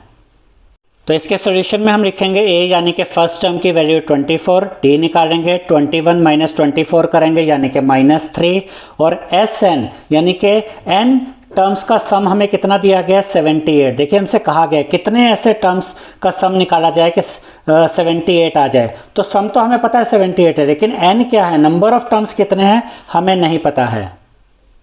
तो यहाँ पर हम Sn का फॉर्मूला यूज़ करते हैं n/2 big bracket 2a + n-1 into D। तो अभी जितने भी एग्जांपल्स आपकी NCERT बुक में ये दिए गए हैं ये इसी वाले फॉर्मूले से ही सॉल्व हो रहे हैं। तो वो जो दूसरा वाला फॉर्मूला था जिसमें Sn is equal to n/2 bracket में a + l आता है, जब हम चैप्टर को सॉल्व करेंगे, चैप्टर के एक्सरसाइजेस करेंगे तो उसमें वो फॉर्मूला वहाँ पर यूज़ हो जाएगा। अब Sn हमें दिया गया है 78। Sn इसकी जगह हम Sn की ये वाली साइड जो है, ये वाली जो वैल्यू है यहाँ पे रख देंगे। Sn की जगह इसका ये फॉर्मूला यूज़ कर लेंगे n/2 बिग ब्रैकेट 2a, देखिए 2a है तो 2 इंटू a की वैल्यू 24, फिर ये प्लस का साइन ब्रैकेट में ये n-1 इंटू D की वैल्यू कितनी है -3 इज इक्वल टू 78। ये यहाँ पर एज इट इज़ आ गया। अब यहाँ पर ध्यान से देखिए ये अपॉन में 2 है तो ये ऊपर जाके यहाँ 78 के साथ मल्टीप्लाई में आ जाएगा। तो यहाँ क्या बचा n, ये ब्रैकेट लगाएंगे 24 इंटू 2 48, ये प्लस का साइन -3 को n से मल्टीप्लाई किया -3n, -3 को -1 के साथ मल्टीप्लाई किया तो +3, ये ब्रैकेट क्लोज कर देंगे इज इक्वल टू ये 78 और ये 2 इसके साथ मल्टीप्लाई हो गया। अब देखिए n यहाँ पर अपनी जगह पे 48 आया ब्रैकेट में। अब ये ब्रैकेट ओपन करेंगे +-3n प्लस ये आपका +3 ही रहेगा इज इक्वल टू इन दोनों को मल्टीप्लाई करेंगे तो 156 आ जाएगा। n as it is bracket में 48 + 3 करेंगे तो 51 -3n as it is equal to 156। n को मल्टीप्लाई किया 51 के साथ तो मिलेगा 51n, इसी n को मल्टीप्लाई किया -3n के साथ तो मिलेगा -3n² इज इक्वल टू 156। अब देखिए स्टूडेंट्स ये जो स्क्वायर वाला टर्म होता है ना, इसको हम नेगेटिव में नहीं छोड़ सकते, इसको इस साइड ले आएंगे तो ये पूरी साइड हम इधर ले आएंगे तो इस साइड में क्या बचेगा 0 इज इक्वल टू इधर आकर ये हो गया +3n², ये पॉजिटिव था इधर आकर हो गया -51n, ये 156 तो अपनी जगह पर ही था तो ये +156 एज इट इज़ रहेगा। ठीक है, तो ये यहाँ पर हमें ये मिल गया। अब इसको हम इस तरीके से लिख देते हैं ताकि हमारे लिए थोड़ा कन्वीनियंट हो जाए। 3n² -51n + 156 is equal to 0, यानी इसको इस साइड में दिखा दिया, इसको इस साइड में दिखा दिया, मतलब एक ही है। अब यहाँ पर इन तीनों टर्म्स में 3 कॉमन है क्योंकि ये 3 की टेबल में आते हैं तो 3 कॉमन लिया, यहाँ पर बचा n² माइनस 51 में से 3 कॉमन लिया, बचा 17, साथ में n। अब प्लस का साइन, 156 में से 3 कॉमन लिया तो बचेगा 52 इज इक्वल टू 0। 3 यहाँ मल्टीप्लाई में, इधर आके डिवाइड में आ जाएगा, 0 डिवाइडेड बाय 3 0 ही होता है। तो फाइनली हमें क्या मिल गया, n square minus 17n plus 52 is equal to 0। अब हम splitting the middle term method use करके इसके फैक्टर्स पता करेंगे नेक्स्ट पेज से। हम इसको आगे की जो कैलकुलेशन है वो नेक्स्ट पेज पे करेंगे। अब splitting the middle term method हम पहले भी आपको कई बार समझा चुके हैं और उसका एक वीडियो भी हमने डाल रखा है जिससे कि आप splitting the middle term method कैसे यूज़ करते हैं उसको सीख सकते हैं। तो हम यहाँ पर डायरेक्ट इसको यूज़ करते हैं, splitting the middle term method. तो वो जो लास्ट हमने पेज पर लिखा था n square minus 17n plus 52 is equal to 0, उसको दोबारा लिख दिए ताकि यहाँ पर आपको ईजी हो जाए देखने के लिए। अब हमें दो ऐसे नंबर्स चाहिए जिनको प्लस करके माइनस 17 आए और मल्टीप्लाई करके 52n स्क्वायर आए, ठीक है। तो वो दो नंबर्स होंगे माइनस 13n और माइनस 4n। इनको ऐड कीजिए, माइनस 17n आता है, इनको मल्टीप्लाई कीजिए, पॉजिटिव 52n स्क्वायर भी आता है। तो हमने मिडल टर्म को दो पार्ट्स में स्प्लिट कर दिया, ब्रेक कर दिया। n square minus 13n minus 4n plus 52 is equal to 0। अब पहले दो टर्म्स में क्या कॉमन है, n कॉमन है तो n कॉमन ले लिया, ब्रैकेट ओपन किया, n स्क्वायर में से एक n तो कॉमन ले लिया, बचा n, माइनस का साइन, यहाँ से n कॉमन ले लिया, बचा 13। तो इस ब्रैकेट में क्या वैल्यू आ गई, n माइनस 13। तो अगले ब्रैकेट में भी यही वैल्यू आनी चाहिए। तो यहाँ पर देखिए अगले दो टर्म्स में n वाला टर्म नेगेटिव है और ये कॉन्स्टेंट पॉजिटिव है, जबकि हमें n पॉजिटिव और कांस्टेंट नेगेटिव चाहिए। इसका मतलब साइन बदलने की ज़रूरत है। तो इन दोनों में से माइनस कॉमन लेंगे, उसके अलावा ये 4 भी इनमें से कॉमन आ रहा था, 4 कॉमन ले लेंगे, ब्रैकेट ओपन, माइनस में से माइनस कॉमन लिया, ये पॉजिटिव बन जाएगा, 4 भी कॉमन आ गया, बचा पॉजिटिव n। प्लस में से माइनस कॉमन लिया तो ये माइनस बन जाएगा, 52 में से 4 कॉमन लिया तो बचा 13। देखिए दोनों वैल्यू सेम आ गई, यानी हम सही कर रहे हैं। अब एक फैक्टर तो ये ब्रैकेट वाली वैल्यू से ही मिल जाएगा, n माइनस 13 पहला फैक्टर मिल गया। दूसरा फैक्टर आधा यहाँ से और आधा यहाँ से, n minus 4 is equal to 0। एक फैक्टर ये आ गया, एक फैक्टर ये आ गया। अब ये 0 इन दोनों के साथ है तो n माइनस 13 के साथ भी 0 लिखेंगे और n माइनस 4 के साथ भी 0 लिखेंगे। माइनस 13 इधर आके पॉजिटिव 13 हो गया, माइनस 4 इधर आके पॉजिटिव 4 हो गया। अब यहाँ पर देखिए n की दो वैल्यूज़ आ गई, n is equal to 13, n is equal to 4। यानी कि ये जो AP हमें दिया गया था इसके पहले 13 टर्म्स को अगर आप ऐड करते हैं तो उनका सम भी 13 आता है और पहले 4 टर्म्स को अगर आप ऐड करते हैं तो उनका सम भी जो आपको दिया गया था वही सम आएगा। इसको थोड़ा सा ठीक कर लेते हैं कि हमें जो सम दिया गया था वो था 78, यानी कि ये जो AP हमें दिया गया है इसके पहले 13 टर्म्स का सम भी 78 ही आएगा और इसके पहले 4 टर्म्स का सम भी 78 ही आएगा। तो इस तरीके से भी आपका आंसर आ सकता है, यानी कि n की दो वैल्यूज़ भी आ सकती है और ये दोनों वैल्यूज़ ठीक हैं। अब ये लास्ट एग्जांपल इस वीडियो का हम देखेंगे। Find the sum of first 24 terms of the list of numbers whose nth term is given by an is equal to 3 plus 2n। इसका ये मतलब है कि हमें पहले 24 टर्म्स का सम पता करना है और यहाँ पर लिस्ट ऑफ नंबर्स में, यानी कि हमें ये नहीं बताया कि AP है नहीं, पहले तो हमें AP चेक करना पड़ेगा कि AP बनता भी है कि नहीं। और यहाँ पर हमसे ये कहा गया है कि यहाँ पर एक लिस्ट ऑफ नंबर्स है जिसमें आपको nth टर्म की अगर वैल्यू फाइंड करनी है, यानी किसी भी टर्म की अगर आपको इस AP में किसी भी टर्म की अगर वैल्यू फाइंड करनी है तो आप इस तरीके से करेंगे, an is equal to 3 plus 2n। यहाँ पर अगर आप n की जगह 1 रखेंगे तो आपको फर्स्ट टर्म की वैल्यू मिल जाएगी, n की जगह 10 रखेंगे तो 10th टर्म की वैल्यू मिल जाएगी, n की जगह 5 रखेंगे तो 5th टर्म की वैल्यू मिल जाएगी। अब ये कैसे होगा इसको चेक करते हैं। इसके सोल्यूशन में पहले तो हम ये लिख लेते हैं, an is equal to 3 plus 2n। अगर हम फर्स्ट टर्म की वैल्यू फाइंड करना चाहते हैं तो n की जगह हम 1 रखेंगे, यानी कि a1 is equal to 3 plus 2n है तो 2 इंटू 1। इसको सॉल्व करेंगे, 3 2 1 जा 2, 3 प्लस 2 5, यानी कि फर्स्ट टर्म की वैल्यू आ गई 5। ठीक है, अब सेकंड टर्म की वैल्यू कैसे फाइंड करेंगे, इसी जगह पर हम n की जगह 2 रख देंगे।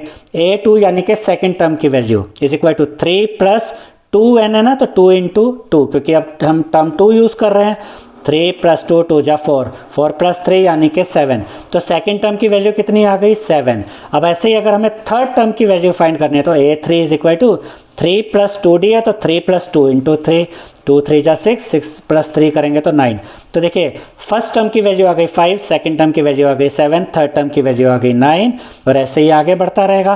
कितना कितना गैप चल रहा है, 5 + 2 7, 7 + 2 9, 2 2 का डिफरेंस आ रहा है, यानी कि कॉमन डिफरेंस 2 आने वाला है। लिस्ट ऑफ नंबर्स क्या होगी, 5, फिर 7 आया, फिर 9, ऐसे ही आगे 11 आएगा, ऐसे ही चलता रहेगा। तो कॉन्टिन्यूशन। अब यहाँ पर देखते हैं कि AP है कि नहीं। A2 - A1 करके देखते हैं। A2 - A1 7 - 5 यानी कि 2।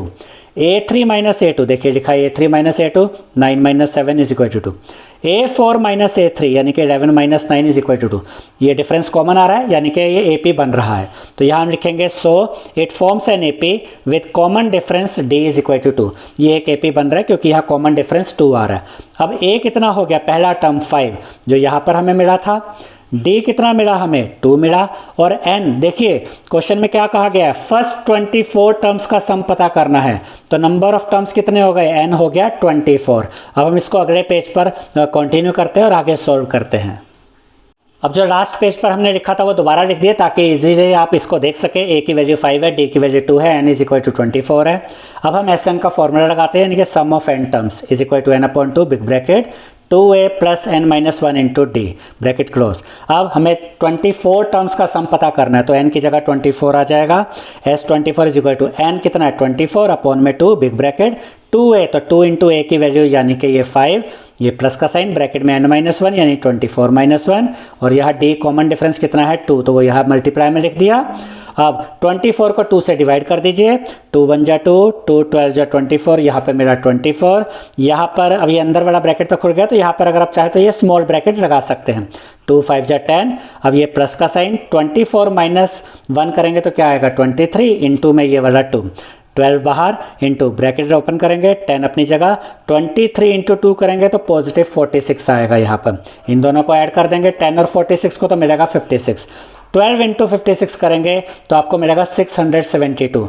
तो ये जो AP हमारे पास था इसमें पहले 24 टर्म्स का सम हमें कितना मिल गया है 672। तो यहाँ हम लिखेंगे so the sum of first 24 terms of the list of numbers is 672। यानी कि इस क्वेश्चन में हमें जो लिस्ट ऑफ नंबर्स दिया गया है उसके पहले 24 टर्म्स का सम कितना है 672। आई होप स्टूडेंट्स आपको हमारा ये वीडियो पसंद आया होगा। अगर आपको हमारा ये वीडियो पसंद आया है तो इस वीडियो को लाइक करें, शेयर करें, हमारे चैनल को सब्सक्राइब करें और बेल आइकन बटन ज़रूर दबाएं, जिससे हमारी हर नई वीडियो का नोटिफिकेशन आपको मिलता रहे। Thank you.